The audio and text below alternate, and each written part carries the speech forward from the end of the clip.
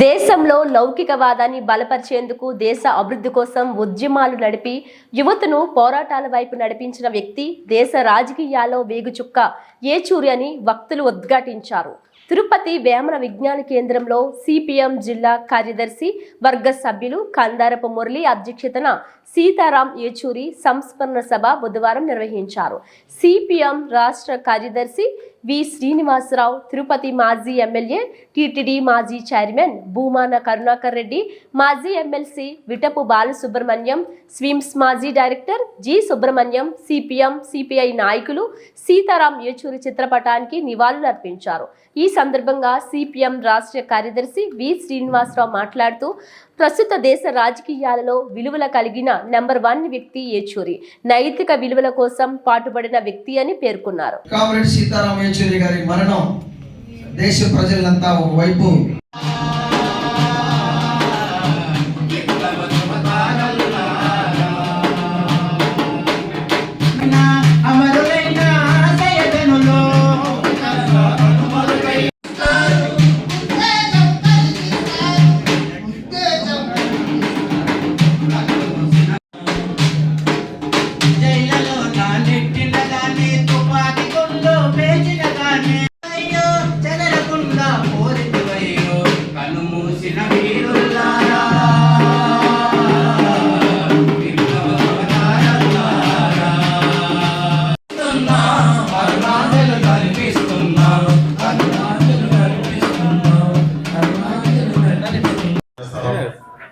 సీతారాం ఏచూరి గారు ఒక అత్యున్నతమైనటువంటి వల్ల తీసుకోలేకపోయినా ఆయన రాసిన గ్రంథాల మీద ఈరోజు పిహెచ్డీలు చేయొచ్చు.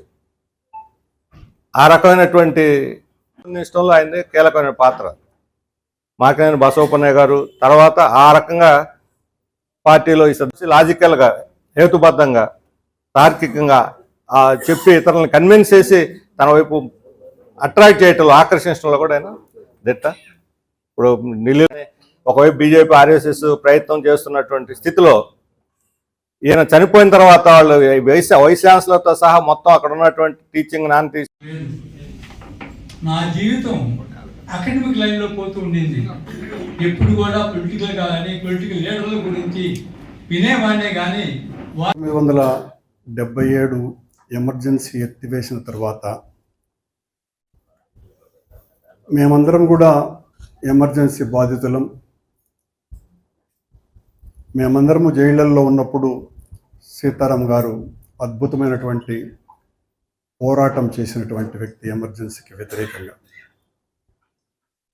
ఎమర్జెన్సీ ఎత్తిన తర్వాత ఇందిరాగాంధీ తన ప్రధాన పదవిని పోగొట్టుకున్న తర్వాత కూడా జవహర్లాల్ నెహ్రూ యూనివర్సిటీ వైస్ ఛాన్సలర్గా కొనసాగుతుండటాన్ని అది చట్ట వ్యతిరేకమని నిలదీసినటువంటి సీతారాం ఏచూరి గారిని మొట్టమొదటిసారిగా నేను పత్రికల్లో చూడటము, చదవటము జరిగింది. ఆనాటి నుంచి చాలాసార్లు ఆయన ప్రసంగాల్ని నేను చూస్తూనే ఉన్నా, అనుసరిస్తూనే ఉన్నా. భారతదేశ రాజకీయాలలో కమ్యూనిస్టులు చదువుకునే అన్ని పుస్తకాలు మరెవ్వరు కూడా చదువుకోరు అన్నది ఒక వాస్తవం. సీతారాం ఏచూరి గారు మరింతగా మొత్తం ప్రపంచ పరిజ్ఞానాన్నంతా అవపోసన పట్టిన విధంగా ఆయన పుస్తకాలని చదివి దాన్ని ఆచరణలో పెట్టడానికి, కేవలం పుస్తకం పఠనం కోసమనే కాకుండా ఆచరణలోకి తీసుకురావటం కోసమని అభ్యుదయ సాహిత్యాన్ని, ముఖ్యంగా ప్రాచీన సాహిత్యాన్ని చదివి ప్రాచీన సాహిత్యంలో ఉన్నటువంటి అవసరమైన దానిని తెలియజేస్తూనే విసర్జించవలసినటువంటి అవసరాన్ని గుర్తు చేస్తూ సమకాలీన భారతీయ సమాజానికి అన్వయించి వామపక్ష భావజాలాన్ని ముందుకు తీసుకువెళ్ళటానికి ఏ రకంగా ఉపయుక్తం చెయ్యాలా అన్నటువంటి విషయంలో సీతారాం ఏచూరి గారు చేసినటువంటి ప్రయత్నం మరెవ్వరూ చేయలేదు అన్నది ఏమాత్రం కూడా అతిశయోక్తి కాదు. నేను వామపక్ష భావజాలం నుంచి వచ్చి ఆ తర్వాత పక్కకు తప్పుకున్నటువంటి వాడిని. కానీ ఇప్పటికీ కూడా నాకు కమ్యూనిస్టుల పట్ల, కమ్యూనిస్టు భావజాలం పట్ల చెక్కు చెదరని విశ్వాసం ఉన్నది. అవుననుకున్నా కాదనుకున్నా నేను పబ్లిక్ మీటింగుల్లో కూడా మాట్లాడి, ఇప్పటికీ నిజాయితీ ఎక్కడైనా వెతికితే కనపడేది ఒక కమ్యూనిస్టులలో మాత్రమే. ఈ దేశంలో 98 మంది పార్లమెంటేరియన్లకు 4 పుస్తకాలు చదివిన అనుభవం కూడా ఉండదని నా అభిప్రాయం. 4 అంటే 4 పుస్తకాలు కూడా. ఈ దేశ ప్రధాని కూడా బంచ్ ఆఫ్ థాట్స్ తప్ప మరొక పుస్తకం చదువుకుంటాడని నాకు నమ్మకం లేదు. రాను ఈ రోజున పుస్తకం అంటేనే రాజకీయ నాయకుడికి ఒక ఏవగింపైనటువంటి పరిస్థితి. చాలా బాధ కలిగించేటువంటి విషయం. వామపక్ష భావజాలం భారతీయ రాజకీయాలలో బలహీనపడిన తరువాత ప్రతీప శక్తుల యొక్క విశృంఖలత భారతదేశాన్ని, రాజకీయాన్నే కాదు భారతదేశాన్నే చిదిమి వేసింది అంటే ఏమాత్రం కూడా అతిశయోక్తి.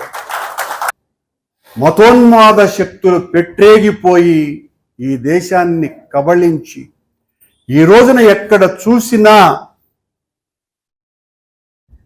ఒక సంశయం, ఒక అక్షరం బయటికి రావటానికే భయపడేంత పరిస్థితి, మూగగా రోధించేటువంటి స్థితి. మనం అవుననుకున్నా కాదనుకున్నా ఇది పచ్చి నిజం. దీని నుంచి బయటపడటానికి యేచూరి గారు లాంటి వాళ్ళు చేసినటువంటి సాహసం అంతా ఇంత కాదు. ఒక రకంగా యేచూరి గారు పార్టీ కంటే చాలా బలంగా ప్రొజెక్ట్ అయినటువంటి వ్యక్తి. కమ్యూనిస్ట్ పార్టీలు సహజంగా వ్యక్తిని పెద్ద ప్రొజెక్ట్ చేయడానికి ఇష్టపడరు.